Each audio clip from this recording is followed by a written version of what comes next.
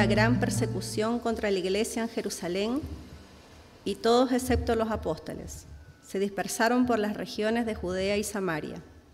Unos hombres piadosos sepultaron a Esteban e hicieron gran duelo por él.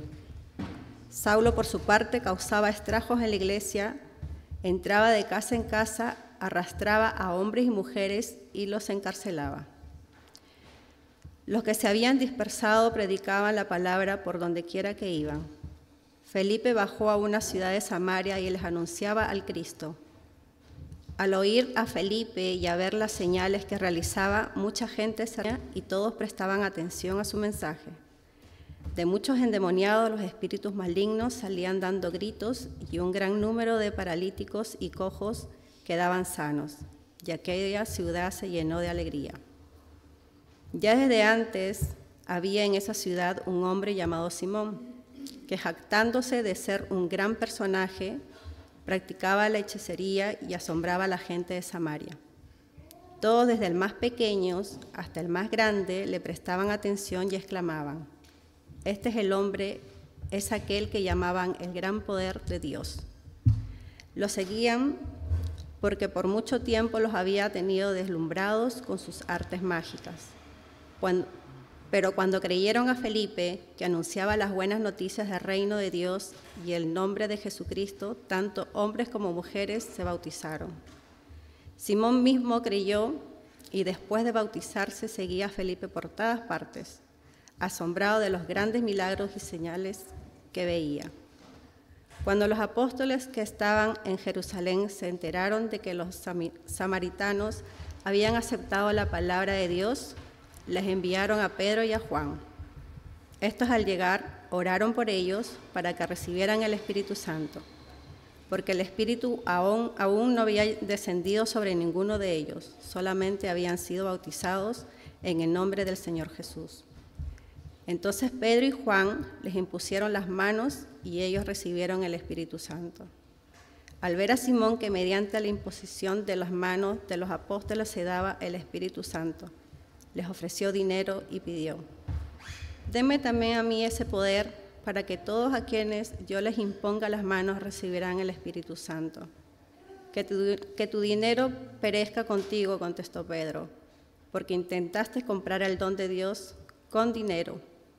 No tienes arte ni parte en este asunto, porque no eres íntegro delante de Dios. Por eso arrepiéntete de tu maldad y ruega al Señor. Tal vez te perdone el haber tenido esa mala intención. Veo que vas camino a la amargura y a la esclavitud de la maldad. Rueguen al Señor por mí», respondió Simón, «para que no me suceda nada de lo que han dicho». Después de testificar y proclamar la palabra del Señor, Pedro y Juan se pusieron en camino de vuelta a Jerusalén y de paso predicaron las buenas noticias en muchas poblaciones de los samaritanos.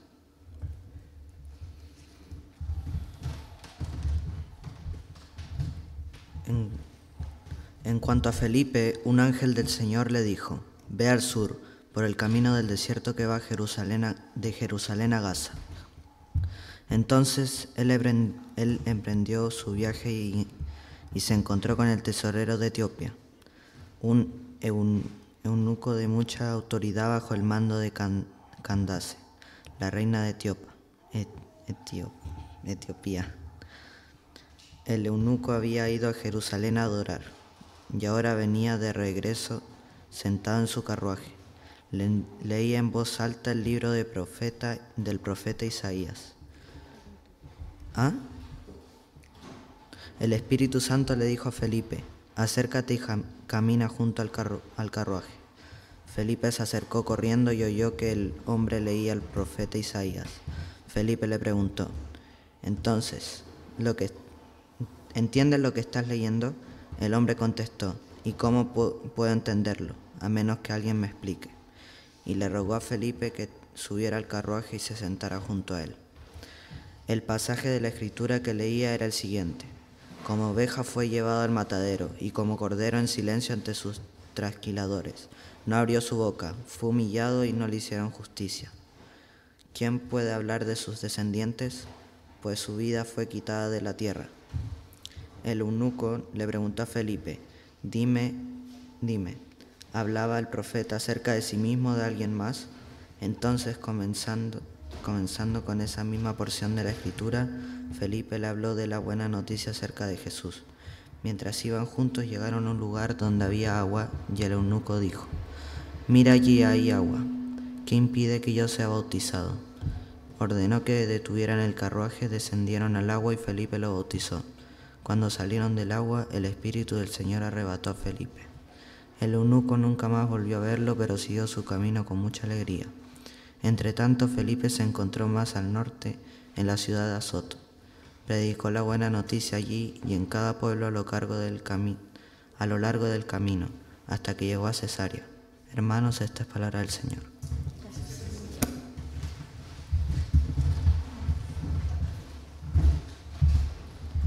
Le damos la bienvenida entonces a Alonso para que nos pueda estar guiando en la enseñanza el día de hoy.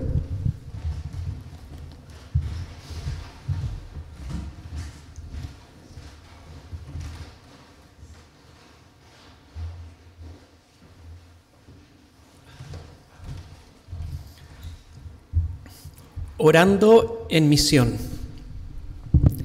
Me gusta mucho el título cuando me lo compartieron, porque no es orando por la misión. Al decir orando en misión, nos coloca en la cancha, no en la galería, en la cancha. Y porque recordar que todos estamos en misión. Al tener un encuentro con Cristo es inevitable, ineludible. Y en más, si nos resistimos, sentimos esa tensión, porque al tener un encuentro con Cristo tenemos un rediseño hecho para la misión.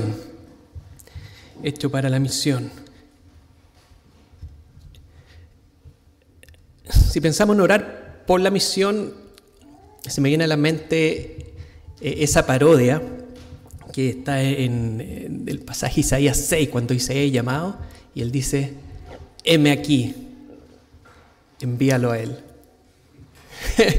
No dice así, ¿cierto? Dice: heme aquí, envíame a mí, pero a veces resuena esa frase como en broma: heme aquí, envíalo a él. Y las bromas resuenan cuando se asemejan a la realidad. Hoy día todos hemos visto comediantes, stand-up comedy. ¿Por qué tanta risa? Porque dramatizan un poco la realidad. Y a veces, como iglesia, y me incluyo, tenemos eso intrínseco, como: heme aquí, envíalo a él. Entonces, en este mensaje, la idea es que vamos a ser animados, confrontados en amor por la palabra, por el Espíritu Santo, para poder decir en este momento y día a día: heme aquí, envíame a mí.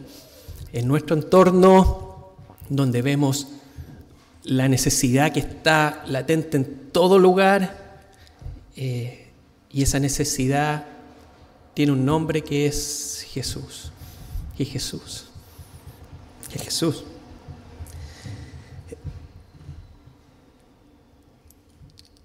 Apnea en profundidad. ¿Conocen ese deporte? Apnea en profundidad. ¿Han visto esas imágenes que bajan y cuánto uno puede bajar? Alexei Molchanov, ruso, tiene el récord mundial el año 2023 con 100 metros. Apnea en profundidad sin ningún equipamiento, a capela, ni siquiera con aletas, 100 metros. Creo que cada 1 metro se empieza a sentir la presión, no recuerdo la medida, pero 100 metros suena harto, ¿cierto? Y el récord 100 metros, sin ningún equipamiento. Ahmed Gabr, de Egipto, con equipamiento, con tanque, 332 metros, el año 2014. Bastante más. Obviamente hay un tanque, hay ayuda, apoyo. Ambos tremendos deportistas, aplaudidos, toda su vida la han dedicado para lograr esos récords. ¿Y por qué menciono este apnea en profundidad o este sumergirse con tanque? porque yo me identifico. Muchas veces nos parecemos como cristianos en misión y queremos darlo todo, con lo que tenemos los pulmones o con algún tipo de apoyo.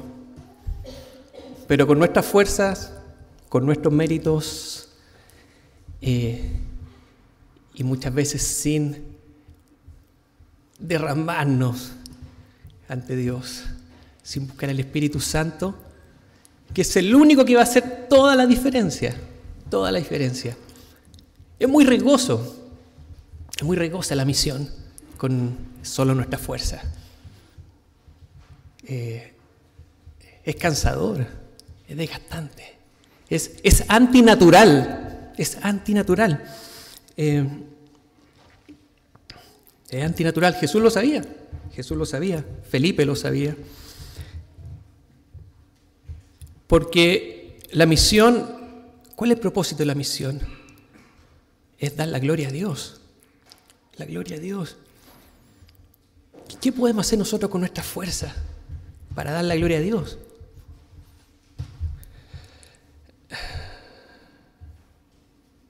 ¿Y qué es la misión? Jesús, ahí podemos ver en Lucas 4, 18 al 19. Lucas 4, 18 al 19, ¿cierto? Jesús lee el rollo en la sinagoga del profeta Isaías y hay una declaración de la misión después de pasar por el desierto. El Espíritu del Señor está sobre mí, por cuanto me ha ungido para anunciar buenas noticias a los pobres. Me ha enviado a proclamar libertad a los cautivos y dar vista a los ciegos, a poner en libertad a los oprimidos, a pregonar el año del favor del Señor. Tremenda declaración. En el Antiguo Testamento, 700 años atrás, cuando lo leyó Isaías, vamos al pueblo antiguo de Israel, el año del favor del Señor, estaba el jubileo, el año del jubileo cada 50 años, donde habían exenciones, donde se liberaban los esclavos, donde se devolvían las tierras. Era como un borrón y cuenta nueva. Pero había que esperar 50 años. Y acá Jesús hizo esto, se ha cumplido hoy. No cada 50 años, sino ahora y para siempre. Quien pone su confianza en mí, ahora y para siempre. Y esta misma misión tan profunda y tan espectacular es la misma a la que estamos llamados nosotros. Bueno, y yo sé, ¿quién somos nosotros para poder declarar esto? Para poder libertar a los cautivos, dar buenas noticias a los pobres. Poner en libertad a los oprimidos. Aunque entrenemos toda la vida, es imposible con nuestras fuerzas. Si no, vamos a estar pareciéndonos a estos dos récords mundiales, con apnea, o muchas veces hay recurso económico, otros apoyos, con equipamiento. Algún impacto va a haber, pero no el impacto del reino, de que esta misión se haga realidad ahora y para siempre en la vida de corazones tan quebrados como el nuestro. Tan quebrados como el nuestro.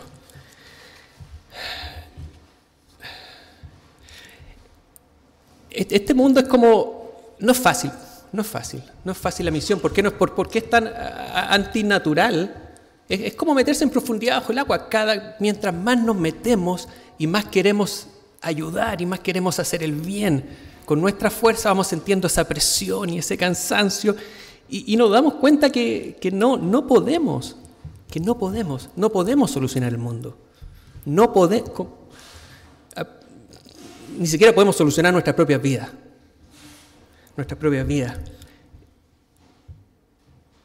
Y la única manera de hacerlo es como la respuesta que le dio Jesús al respetado, connotado, religioso Nicodemo. Para ver el reino, para traer el reino a la tierra, para llevar a cabo la misión. La única manera es naciendo de nuevo. Es una nueva criatura. No es un tanque, no un entrenamiento, sino es una nueva creación, un nuevo nacimiento en Cristo. Y eso no es que lo recibimos una vez y estamos listos, sino algo que hay que cultivarlo, ejercitarlo día a día. Y ahí está la oración en misión. Entonces, ¿dónde me quiero focalizar? El tema enorme, ¿cierto? Pero es cuatro puntos por los cuales orar por la iglesia y por nosotros mismos personalmente, para tener un corazón en misión, un corazón sano en misión. Y por ello por nosotros mismos. Ahí hay un predicador, Gypsy Smith, británico, por ahí 1940. Quizás han escuchado esta frase que dice, bueno, entra a tu cuarto, cierra la puerta, haz un círculo, ponte en el círculo y ora para que el avivamiento comience ahí. Que comience en uno. No podemos orar por un avivamiento por la misión si nosotros no parte por nosotros mismos. Por ahí van nuestros corazones. Y por tener un corazón sano para la misión. Y de ahí que elegí este pasaje de Felipe, que es Felipe el Evangelista, no es Felipe el Apóstol, Felipe el Evangelista. Me fascina, de mis personajes favoritos de la Biblia.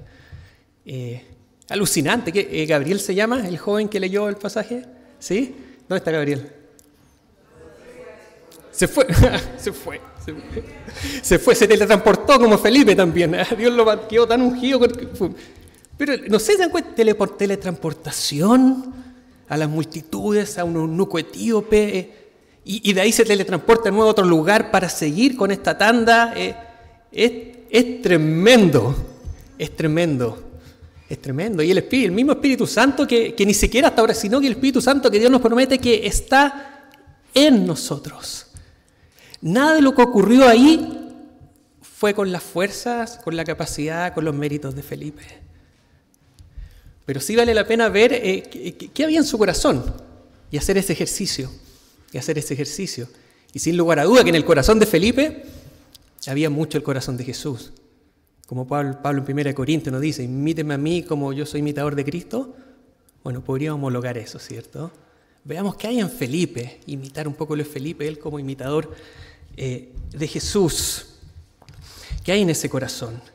¿Qué hay en ese corazón? Felipe, ¿quién era Felipe? Salen 3 pasajes, bueno, este que es el más extenso, y previamente sale que fue uno de los 7 diáconos elegidos por los apóstoles para servir las mesas y atender las necesidades de las viudas. Era un servidor, un hombre sencillo, no venía de una casta especial,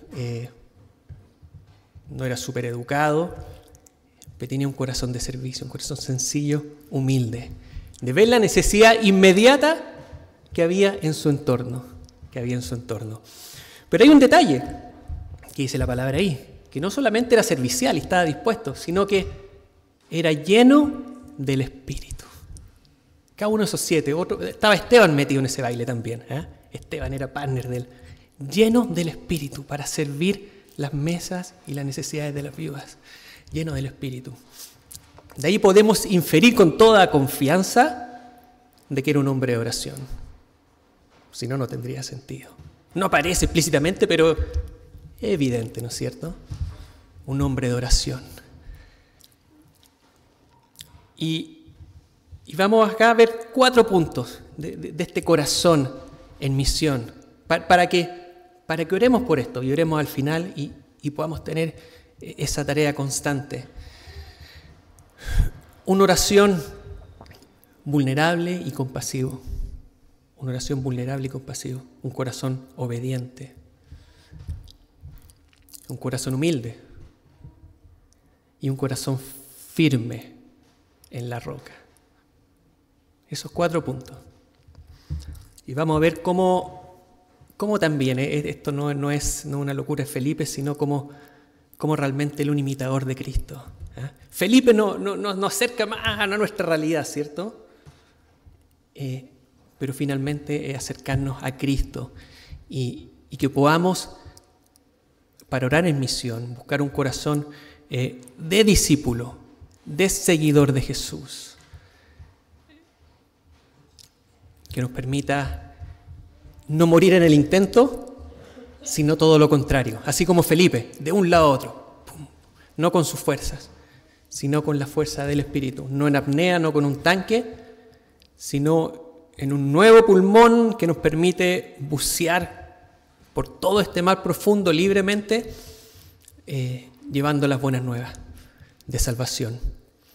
Aún así no es fácil, aún así se siente la presión, aún así se sufre, pero con Cristo, que es absolutamente distinto.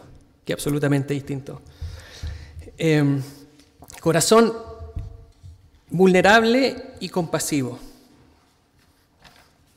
Corazón vulnerable y compasivo.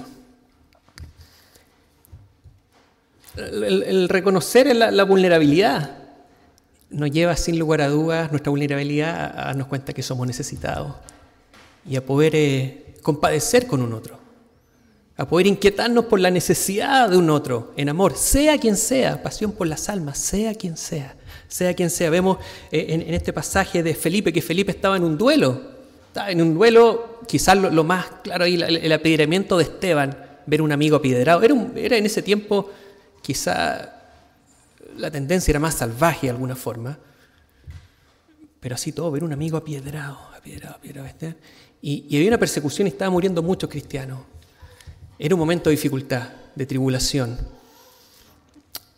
Y de esa vulnerabilidad estaba esa urgencia, ese sentido de urgencia de ir y compartir estas buenas nuevas a todos quienes se cruzaran por el camino. Y en ese espíritu liviano de Felipe, dispuesto, ese corazón dispuesto, sensible, vulnerable, Dios lo lleva a esta multitud en Samaria. Y sabemos quiénes son estos samaritanos, sobre todo para los judíos de la época. Impuros, doctrina errónea, mezclados, ¿cierto? Baja clase, enemigos. Ellos adoran en otro templo, gente no grata. Cuando Jesús iba con los apóstoles, ¿recuerdan? Pasemos por otro lado, no por Samaria. Y él ahí con la mujer samaritana, otra historia. Con él y con ellos, y predicando estas buenas nuevas de Jesús, sin ningún tipo de discriminación. De la misma manera con este etíope eunuco, un etíope extranjero, otra tez probablemente, otra cultura, eunuco, castrado, levítico, dice que los eunucos no podían participar en todas las actividades del templo. Un personaje no grato para los religiosos. Y ahí está él, con amor, viendo su necesidad, atento, humilde, no imponiendo, en la misión no imponiendo lo que, ok, yo te traigo esto, sino, estoy leyendo esto, ¿me lo puedes explicar? Y desde ahí él lo toma y empieza a contar las buenas nuevas de salvación, desde la necesidad particular, desde este alto funcionario etíope, ajeno, raro, conecta desde su necesidad. Igual que con este pueblo samaritano. Y podemos ver en Jesús también, ¿cierto? Ahí en Mateos 14, del 12 al 14. Después que muere Juan el Bautista, que lo decapitan. Luego llegaron los discípulos de Juan, recogieron el cuerpo y le dieron sepultura. Después fueron y le avisaron a Jesús. Cuando Jesús recibió la noticia, se retiró él solo en una barca a un lugar solitario. Las multitudes se enteraron y lo siguieron de a pie desde los poblados. Cuando Jesús desembarcó, vio tanta gente, tuvo compasión de ellos y sanó a los que estaban enfermos. ¿Cómo eran estas multitudes? Eran multitudes pobres, ignorantes, enfermos. Y no estamos hablando de unos cuantos, multitudes enfermos. Los prescindibles de la sociedad, los invisibles, a quienes muchos gobiernos, autoridades, poderes gustaría meter bajo la alfombra, bien aislados. Y Jesús tenía compasión de ellos. Él podría haber dicho, no estoy en mi mejor momento, estoy en el duelo por mi primo, mi amigo, Juan. Sin embargo, vio la necesidad, se dio el tiempo, los amó, los sanó, los atendió. Y eso nace de un corazón vulnerable y compasivo. Jesús, siendo completamente Dios, también fue completamente hombre y sufría los mismos dolores que nosotros y reconocía la misma necesidad que tenía ante el Padre.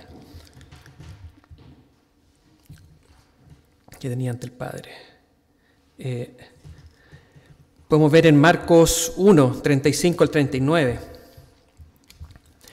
Muy de madrugada, cuando todavía estaba oscuro, Jesús se levantó, salió de la casa y se fue a un lugar solitario donde se puso a orar. Simón y sus compañeros salieron a buscarlo. Por fin lo encontraron y le dijeron, todo el mundo te busca. Jesús respondió, vámonos de aquí a otras aldeas cercanas, donde también pueda predicar. Para esto he venido. Así recorrió toda Galilea predicando en las sinagogas y expulsando demonios. Muy de mañana salió de su casa, se fue a un lugar solitario y se puso a orar. O sea, si Jesús tenía esa necesidad, esa vulnerabilidad ante el Padre, ¿cuánto más nosotros? ¿Cuánto más nosotros? No hay otra manera realmente de llevar a cabo la misión que no sea con comunión al Espíritu y en oración, sabiendo que no es por nosotros, sino es con el poder sobrenatural. Suena loco esto de la teletransportación, ¿eh? Pero es la única, tal vez no nos va a teletransportar, pero para usarnos en la misión tiene que hacer algo igual de sobrenatural que eso, igual de sobrenatural.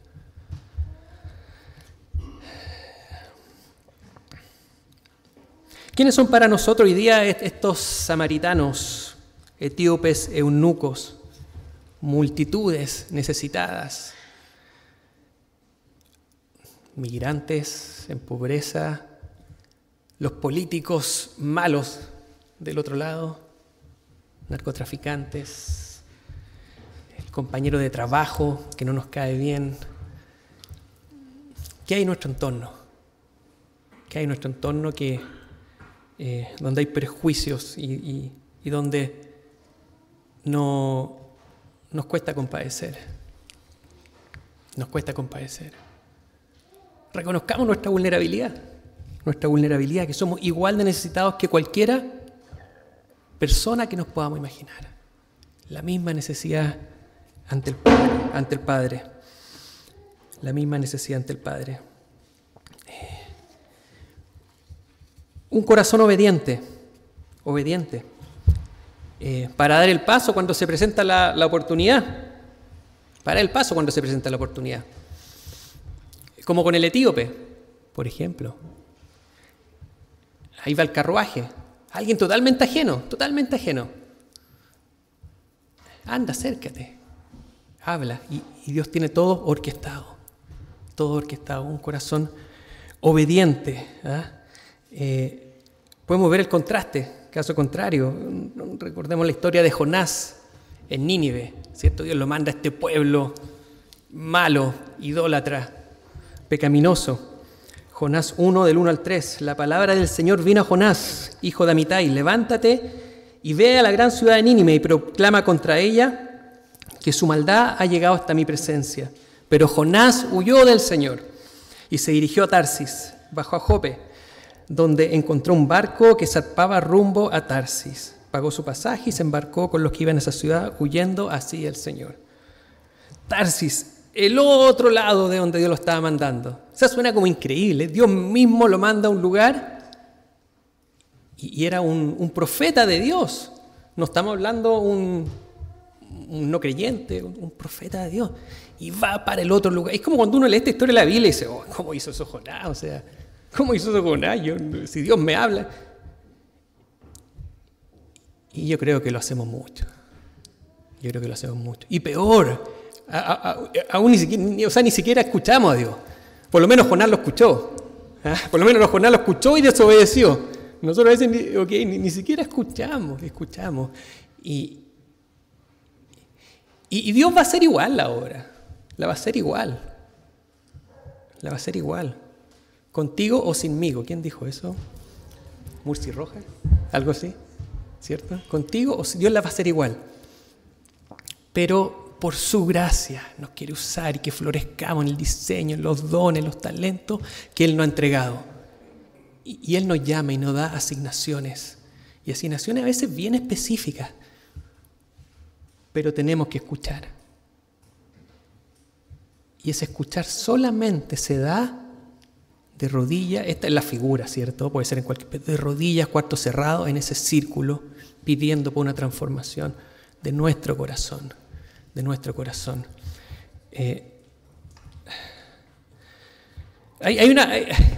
Esto lo tenía más hacia el final, pero ¿quién se sabe lavar los dientes? Ya pensé, ya. ¿Están seguros que se sabe lavar los dientes? Yo aprendí hace 3 años a lavarme los dientes. Hace 3 años aprendí a lavármelo. Antes de eso, yo me quedaba con cuando chico todos nos dijeron, ¿cómo de arriba abajo. ¿Cierto? Algunos profesores más osados te decían en círculo. Y yo, bueno, ¿cuál es la diferencia en círculo, arriba, abajo? Hasta el día de hoy no entiendo mucho eso. Y de ahí lo lavaba así rápido, acá, chum. Y mientras más rápido mejor, ¿cierto? O sea, ¿para qué? O sea, seda dental. Eso ya es como de otro planeta, seda dental. Bueno, y al final la cosa es bastante simple. O sea, hay que sacarse todas esas basuritas que están en los intersticios y que empiezan a carcomer el diente y la encía, lo corrompen y se nos terminan cayendo, ¿cierto? Cayendo.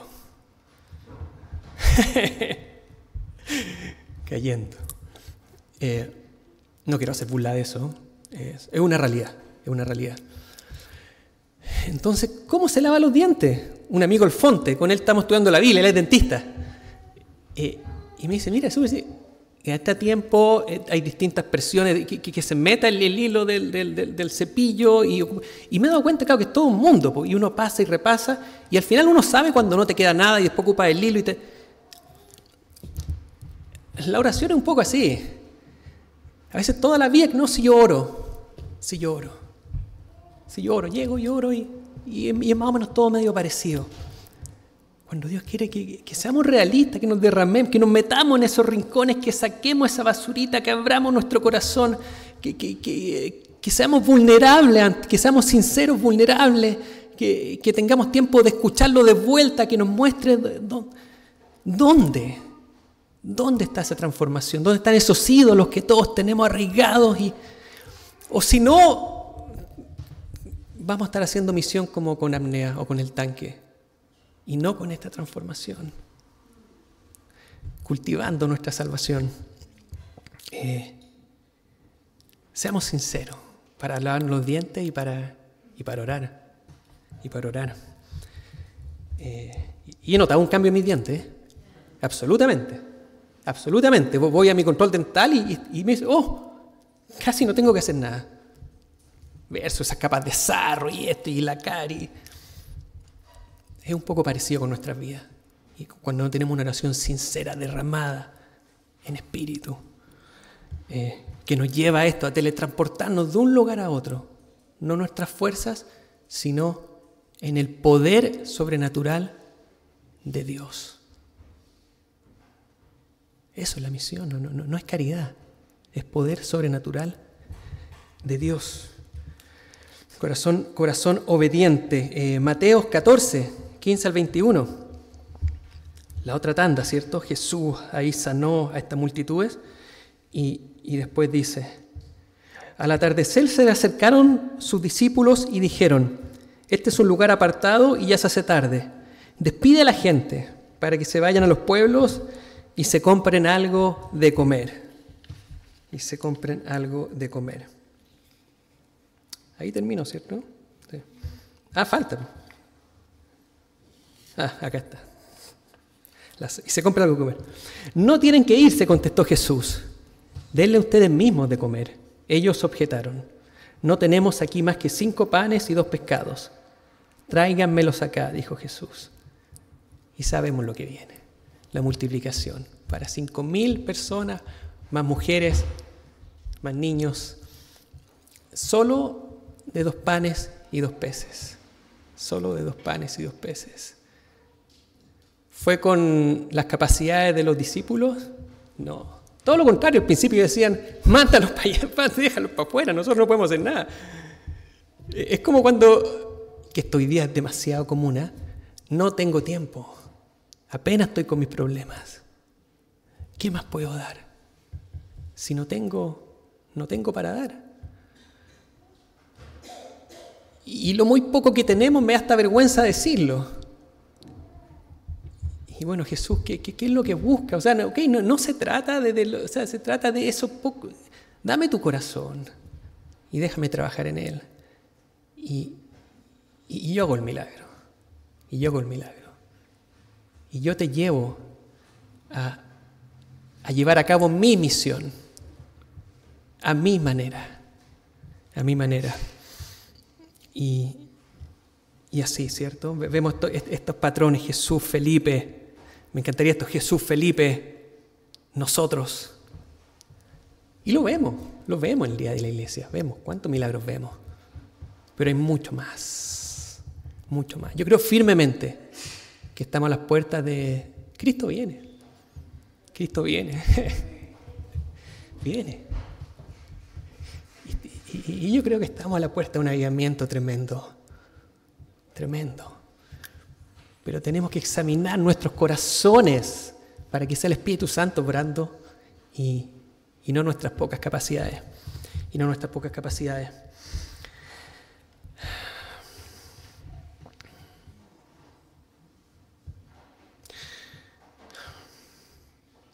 Un corazón humilde. Un corazón humilde. Podemos ver cómo Felipe no buscaba su gloria.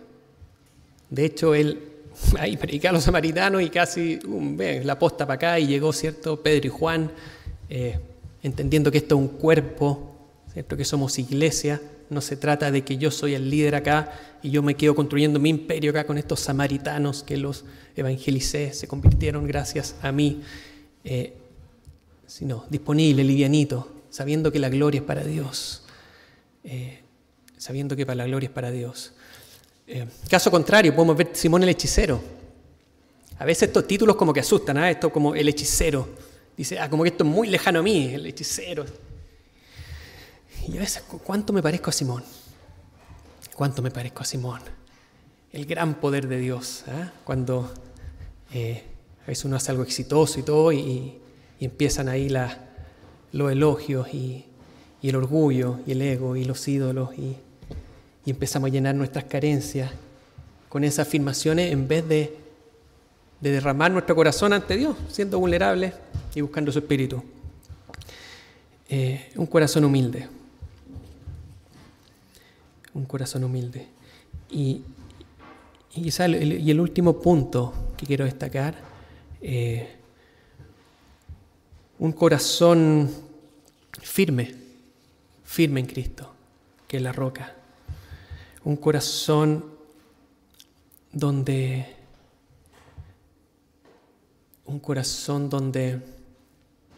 las tormentas no nos botan, no nos mueven.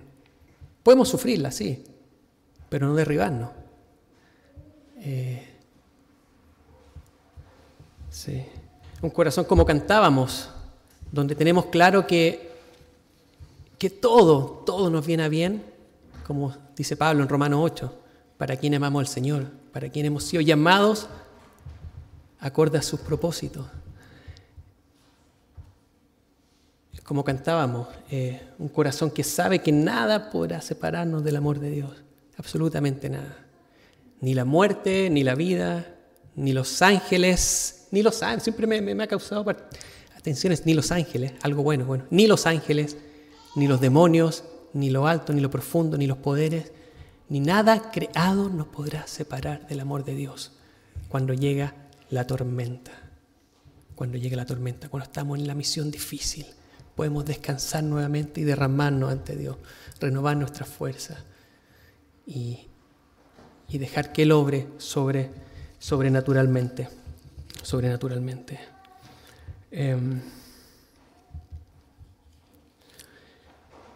A veces me identifico con Felipe. He experimentado lo sobrenatural. He visto ese fruto hermoso también de llevar el Evangelio, así como la alegría que se dio la alegría en los samaritanos, la alegría en el etíope eunuco que se alegró. He visto cómo Dios me ha usado para eso y le he dado la gloria a Dios.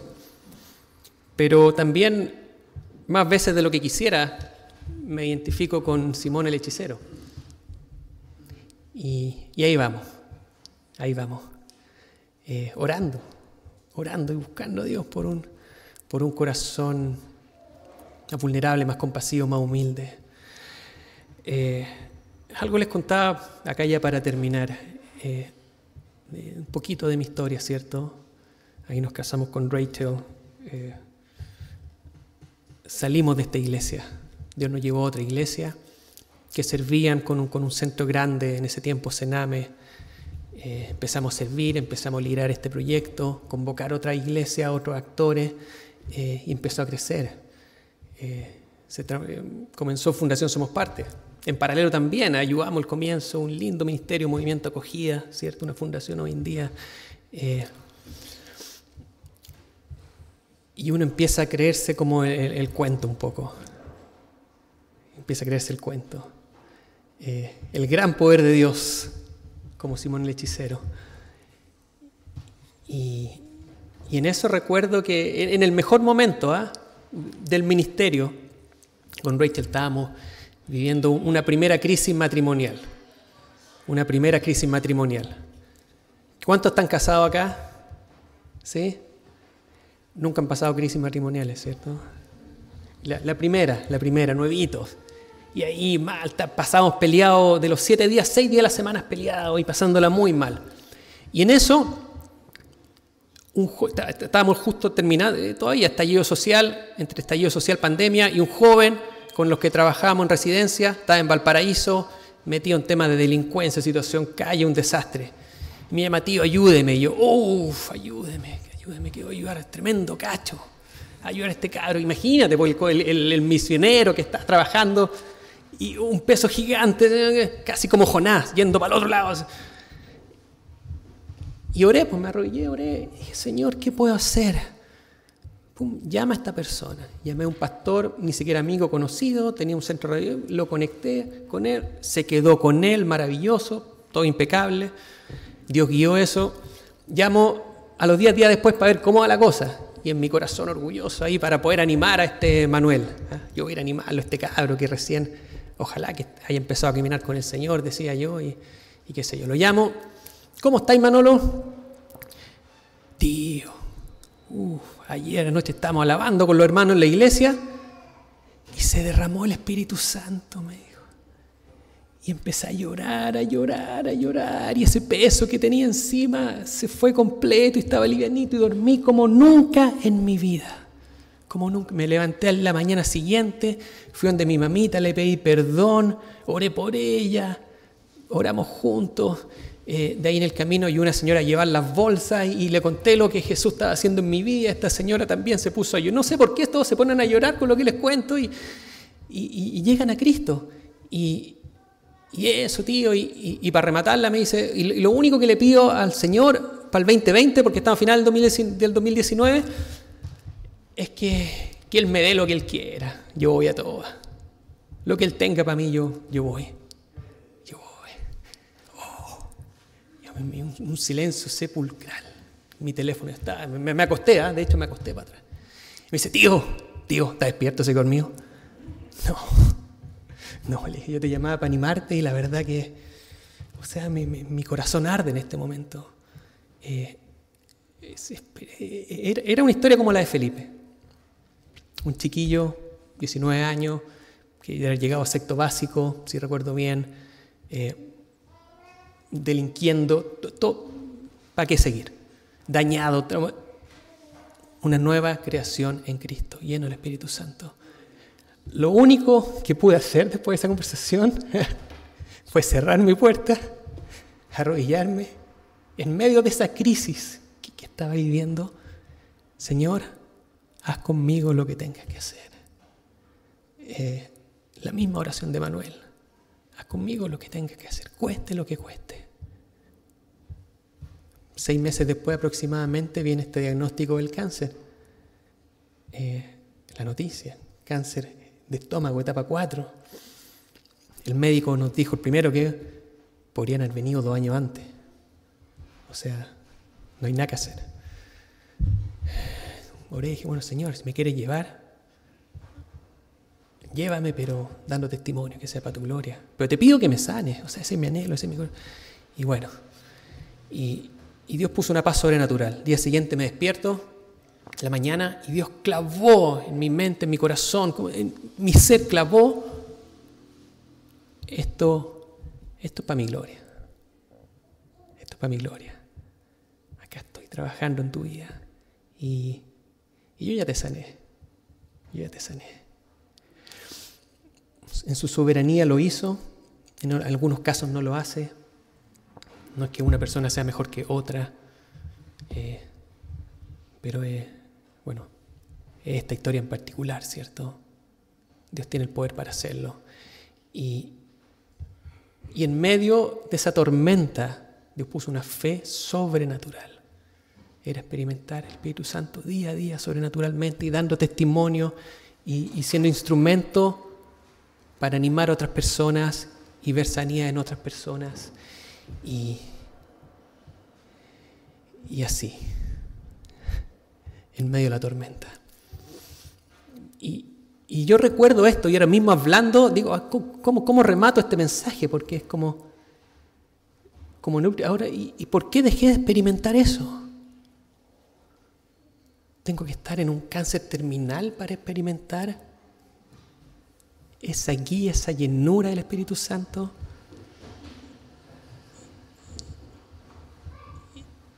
Y ser un instrumento, un espectador de lo sobrenatural que Dios está haciendo. Bueno, y puedo decir que solamente me anime, me desafía, como le compartí al equipo ahí, de buscar ese corazón de discípulo, de saber que estoy al debe, pero que por gracia, quizás Dios sonríe y me dice, dale, acá estoy. Estás al debe, pero no estás condenado. Estás al debe, pero te animo en eso. Y aprovecho quizás esta plataforma para también animarles en amor. Examinemos nuestros corazones, y busquemos un corazón vulnerable, compasivo, obediente, humilde, para darle la gloria a Dios. Y en la promesa firme sobre quién estamos parados, recordando sus promesas.